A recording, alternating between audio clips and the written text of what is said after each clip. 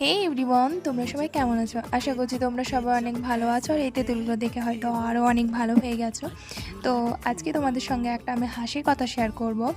তো এই তেঁতুলগুলো আমার খুব কাছের একজন খুবই যত্ন সহকারে এনে দিয়েছিল। শুধু এই কটা না, অনেকগুলোই এনে দিয়েছিল, কিন্তু আমি এত পরিমাণে টক খেতে পছন্দ করি যে লোভ না সামলাতে বলে সবগুলো খেয়ে নিয়েছিলাম। মাত্র এই কয়েকটা পড়ে রয়েছে, আমার ভিডিও না বানালেই নয়, ভিডিও আমাকে বানাতেই হবে। তো আমি মনের মধ্যে অনেক রকম আশা ভাবনা চিন্তা নিয়ে ওপরে চলে এসেছিলাম তেঁতুল মাখা করতে। তো তোমরা বিশ্বাস করো, আমার এই তেঁতুলগুলো যখন আমি ছাড়াচ্ছিলাম তখন আমার এত পরিমাণে লোভ লেগেছে, আমি ভাবলাম যে হিজিবিজি মাখা করতে হবে না, শুধু নুন আর লঙ্কা মাখিয়ে আমি সব তেঁতুল খেয়ে ফেলেছি। তো এইরকম কার কার সঙ্গে হয়েছে যে এসছে অন্যরকমভাবে ভিডিও বানাতে, আর হয়ে গেছে একরকম? আজকে তো মানে আমি খেয়ে ফেলেছিলাম সব তেঁতুলগুলো ওই মাখা টাকা বাদ দিয়ে, শুধু নুন আর লঙ্কা দিয়ে খেয়ে ফেলেছি। তেঁতুল বা কোনো টক জিনিস খেতে গেলে আমার স্পেশাল কিছু মাখা লাগে না। তো আজকের মতন টাটা।